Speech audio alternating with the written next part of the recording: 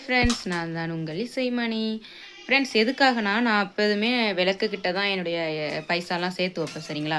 So 2000 நான் வந்து சேர்த்து வச்சுருந்தேன். அது இப்போ வந்து காணும். அது என்ன அப்படின்னு நான் ஒரு ஆள்கிட்ட போய் நான் கேட்க போகிறேன். அது என்ன விவரம்னு நீங்களே தெரிஞ்சுக்கோங்க. வாங்க வீடியோக்குள்ளே போகலாம். ஏங்க, hello hello, excuse me sir, phone பார்த்துட்ருக்கார்.